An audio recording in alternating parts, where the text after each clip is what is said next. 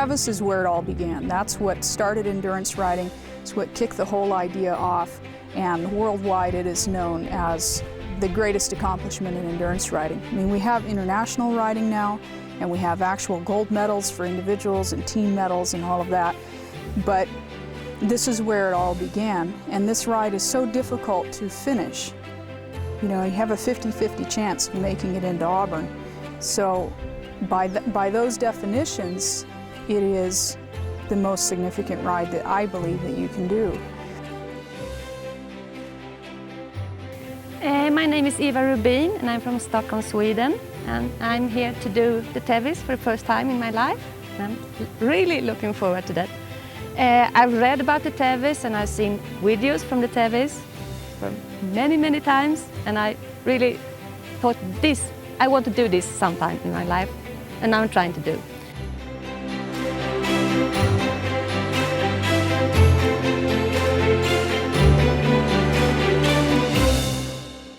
The Tevis compares to other rides because it involves planning. You know, the trail is very difficult, it's very arduous. You have to think well ahead of time about Tevis.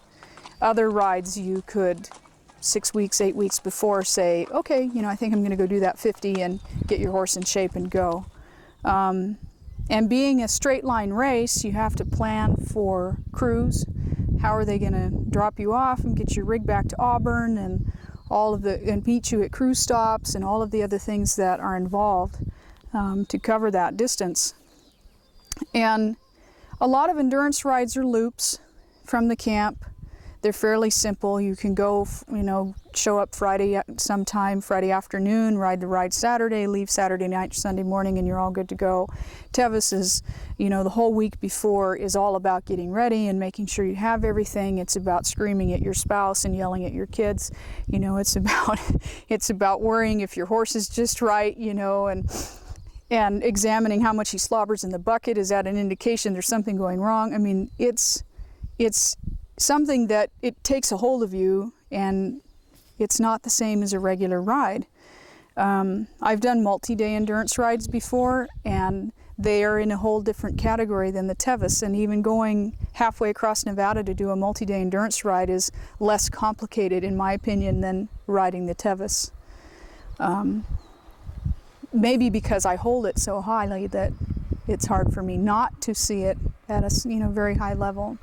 It was just incredible. I love the challenge of it because there's no other ride like it, and I love how it challenged me like in a way that no other ride had, and it was just loved it. Helped me buy this Appaloosa from a guy named Ratzi Monero. And Ratzi was famous for horse trading and so forth. Anyway, I bought this Appaloosa from him, went out to his barn, I got on it, and it bucked me off. And he whacked it a couple of times and said, try that again. I got back on and it didn't buck anymore. All right, so you fixed him. Yeah, so I bought it. And that was my first endurance horse, which I rode on Tevis. Okay. And he was really good going downhill, but he could detect an upgrade better than a civil engineer, and he wouldn't go uphill. And I practically had to take his shoes off and carry him from the suspension bridge all the way to Devil's Thumb. When I got to Devil's Thumb, I was worn out, and he was not recovering. And when the vet said to me, you're pulled, I was really happy. You were relieved. That was, oh, I could go home. Yeah. I've told people for years that Tevis was like a drug, and that it's one of those events that once you do it, you either are totally hooked or you'll never touch it again.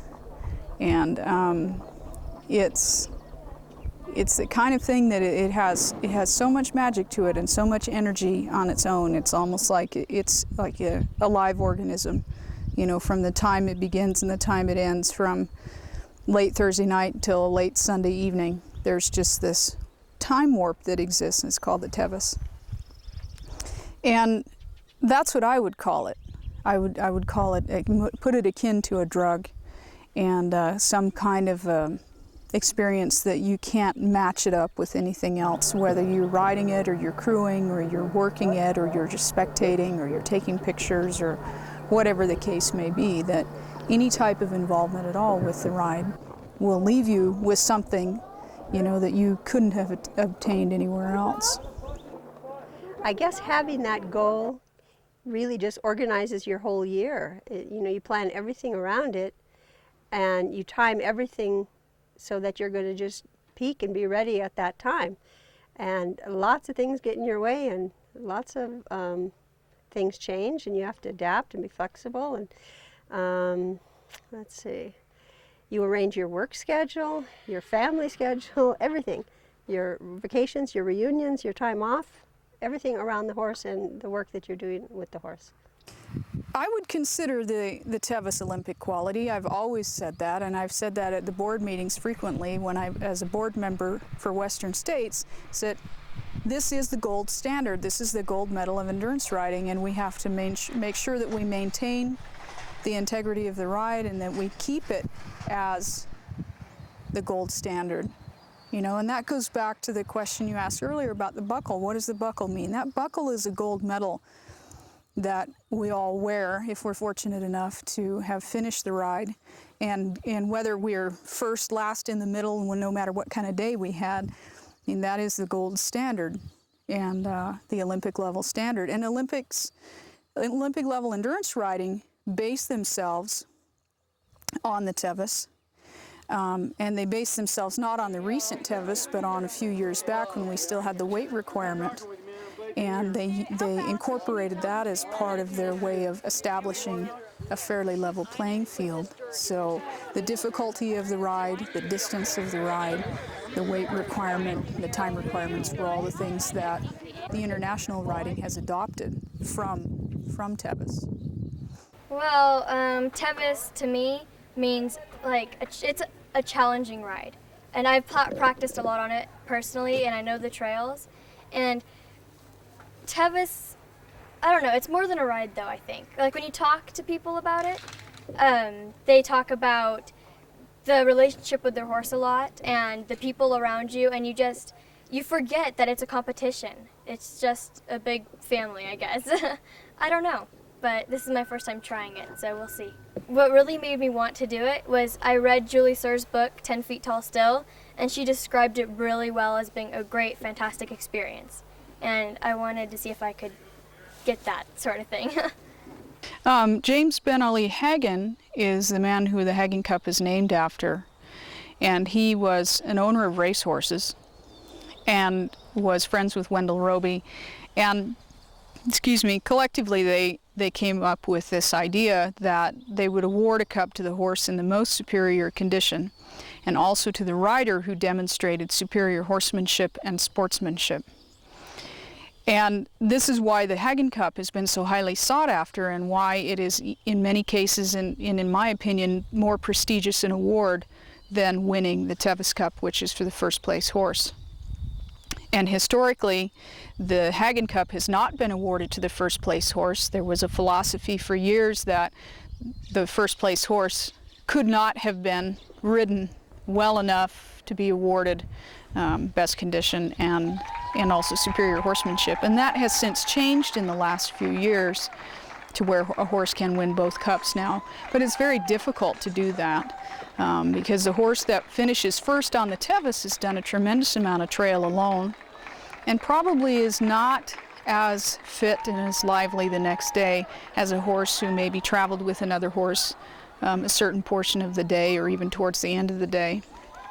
So it's a pretty interesting award. AERC does not recognize it as a best condition award because they say that since the Cup Committee has influence over who is awarded best condition and who's awarded Hagen Cup, that because it's not strictly a veterinary decision, then it can't be considered a best condition award in their record books.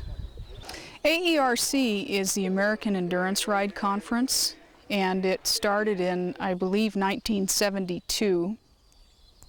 And that is the national governing body that establishes rules and protocols and record keeping for endurance riding. Whether you ride a 30-mile and limited distance ride, or you do 50-mile rides, 70, 75-mile rides, hundreds, or multi-days where you do 50 miles a day for 2 or more days. And AERC, they have had kind of an interesting relationship with Western States Trail Foundation all these years. There were many years when I was a child that if you entered the Tevis, you couldn't get your mileage from that ride because their rules were slightly different than the rules of AERC. And because of that, you'd have to pay your $10 extra if you wanted those 100 miles for yourself or your horse that particular year. Since then, we've established a better symbiotic relationship, and we do agree on pretty much all of our rules. The only one where they just say they will not accept is the Hagen Cup because of the influence of the Cup Committee during the race. In order to enter the Tevis, I think that it would be really beneficial for someone, if at all possible, to come and crew or volunteer or spectate, you know, if they can. Fortunately, there's a lot of different resources now available to study the Tevis, even if you live a really long ways away and it's not possible for you to come here prior to showing up with your horse. But if you can, it's really helpful. And to get ready for Tevis, like I said earlier, we have a 300-mile qualification that you have to do, completed miles of a combination of endurance and competitive trail, or one or the other, that you have to validate before your entry's accepted. And so that's pretty good. The biggest problem we have with riders coming from out of the area to do Tevis is the heat and the climbs. Depending on where you're coming from, you may not have canyons to go up and down like we have on this trail. Or you may have lots of canyons and lots of climbs and lots of elevation, but you don't deal with the heat or something like that. I met a woman years ago who said, we saw her riding around Folsom Lake, and she said, "Oh, I'm taking my horse down along the lake and I'm galloping him in the sand." And I was like, "Oh, that's interesting. Why are you doing that?" She says, "Oh, I'm getting him ready for Tevis." And I said, "You know, there's virtually no sand on the Tevis. There's only about maybe 50 yards of sand just before you get into the river, and that's it."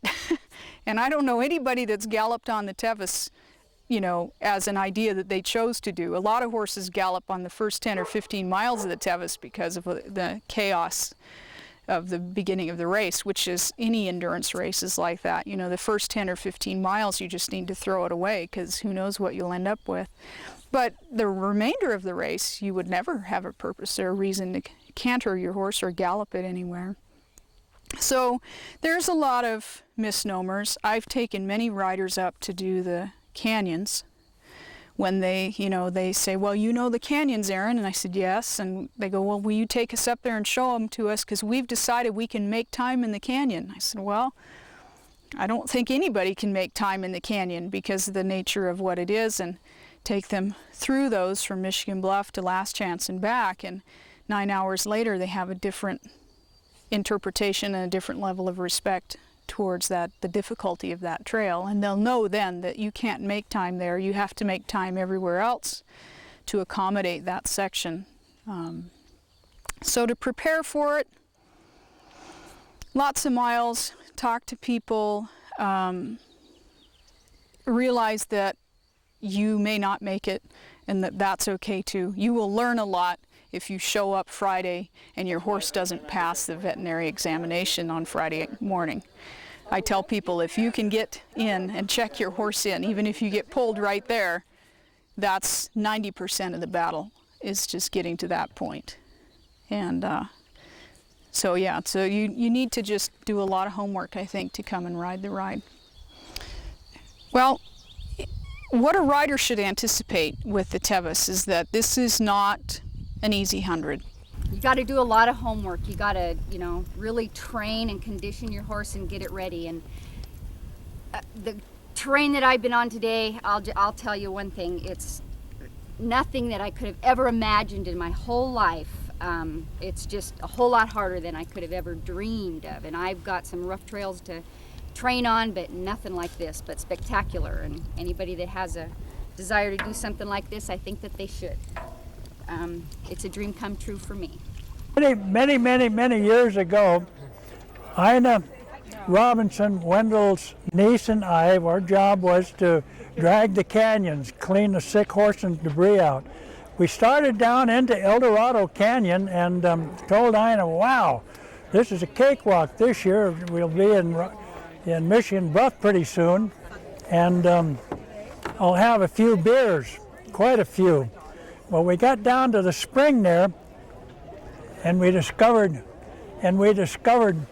that a horse had gone off the trail, rolled down. So, oh boy, so we got, and the horse was ridden by Cliff Lewis of Nevada. He was a tough little guy, and he was okay. So we went down to check on the horse, and then the horse was a bad horse lunge, went over backwards, fell a great distance, wrapped itself around a tree, fell down unconscious. We were really upset, and Ina held the fort, and I raced into Michigan Bluff. And at that particular time, a very young Bob Bushnell was a veterinarian, Wendell's nephew, and a very young guy from the neighborhood, Bobby Dryden, who was a doctor. And they got back to where the problem was, and we were having a problem. Wendell came down, and we're trying to figure out what we're going to do. The horse was laying there, and Wendell told me, "You'll stay with the horse, won't you?" And I stood up square and answered in the usual manner, "Yes, sir," and stayed with the horse. When Wendell spoke, it was And, yes, sir. right. Anyway, Bobby and Bob Dryden, Bob Bushnell, both very young but very, very competent doctors of veterinarian medicine and medical doctors. They examined Cliff Lewis. He is okay. The horse was in question. So I spent the night, and then at that year, Sports Illustrated was covering the ride, and all over. The horse recovered, and so we had to take some further action. Sports Illustrated people came sliding down the side of the cliff. By this time we had a rope down to get up and down, and asked Wendell, "What are you going to do now?" He hoisted his pants in the usual manner and said, "We're going to take it out by helicopter." This was before the Korean War, when they weren't really into helicopters, but they had these big cargo helicopters in San Francisco. So Wendell said Wendell paid for everything too back in those days. Leave it to Wendell. Leave it to Wendell. But anyway, we built a barrier, the horse recovered, and Dr. Hank Cook came on the scene with his helper, and then Phil Garner, and I got some more to say about him. He was one of the volunteers who came down for us. We had quite a crew. And then more rocks coming down, and here's guys like him, the television people from Sacramento were there, and we didn't know what was going to happen. This had not been done before. They had given us whatever material they could, and David J. was there, and we rigged the horse up. And then here came Wendell in this big chopper.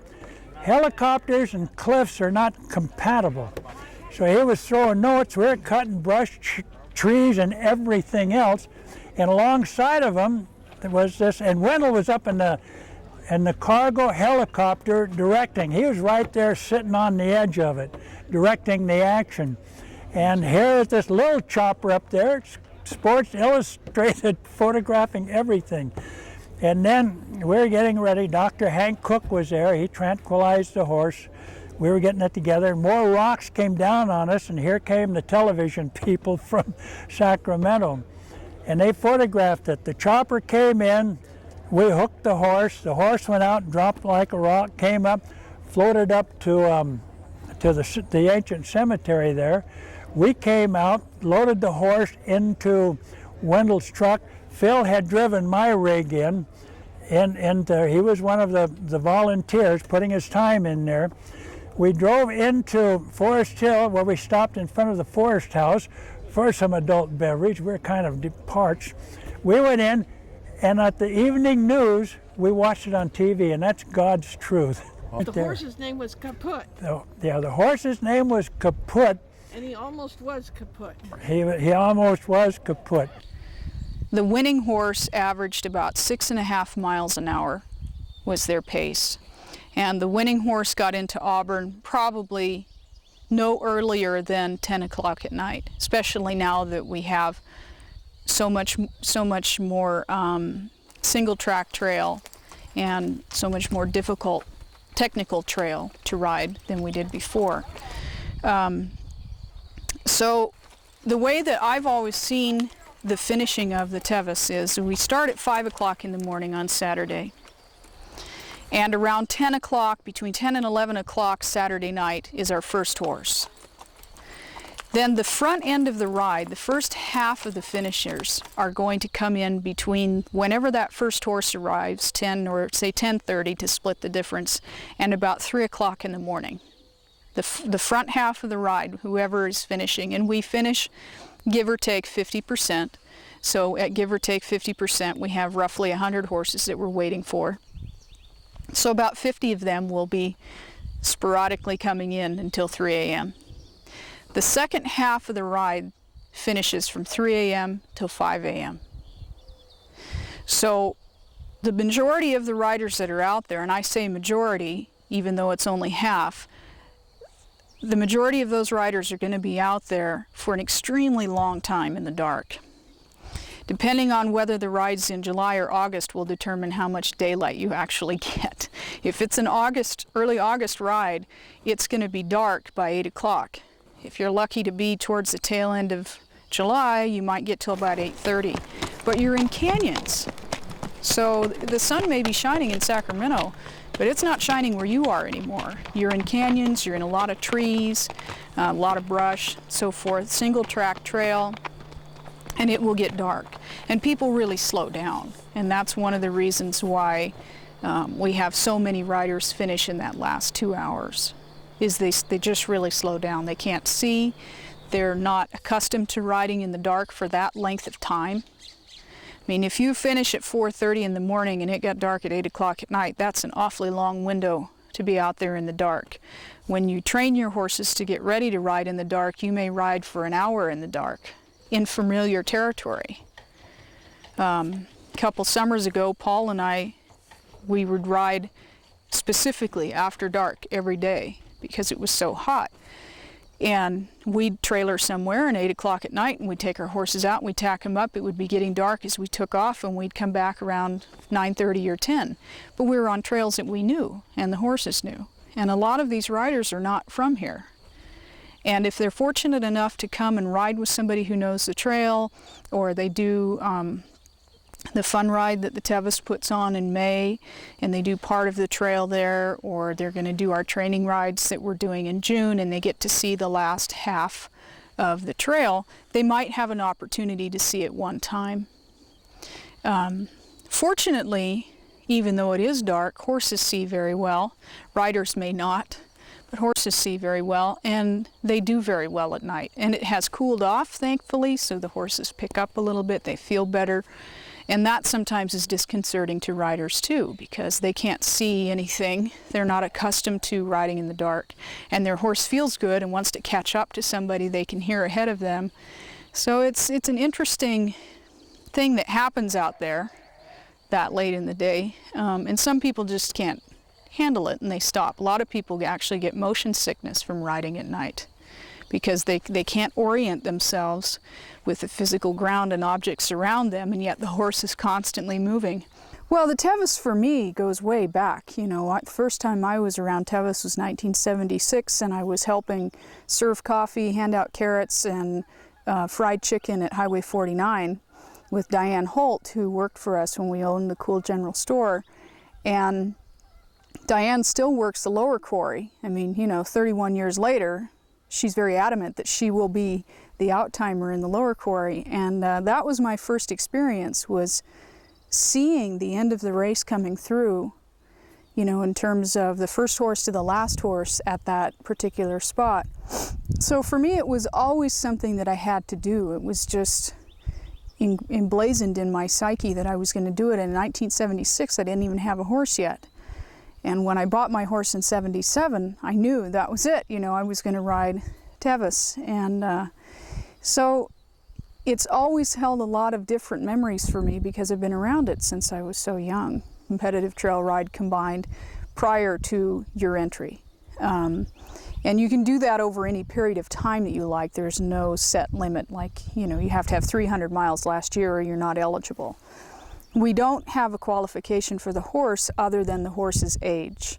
We've changed the horse's minimum age to 72 months or 6 years old, and we don't have qualifications for them at this point, but we're considering it. And other than that, there's nothing else you have to do to be eligible to do the ride. But I wouldn't recommend it for somebody who's, you know, just woke up yesterday and decided, I'm going to start doing endurance riding. I mean, fortunately, that 300-mile window forces people to get a little experience before they come.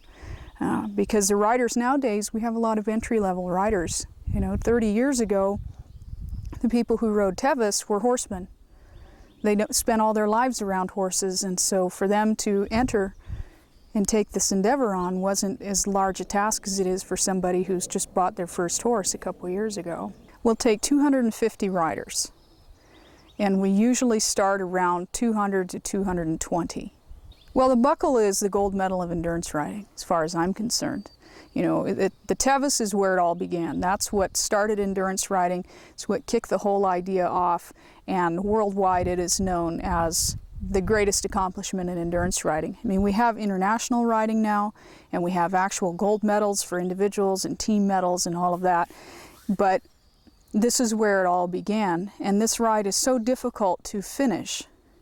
You know, you have a 50-50 chance of making it into Auburn. So by those definitions, it is the most significant ride that I believe that you can do. I think that I've ridden a lot of rides, and I don't really believe to finish is to win is correct for all rides, but I really do believe that's correct for this ride. So the buckle, to wear that buckle is a privilege. You can't buy it anywhere.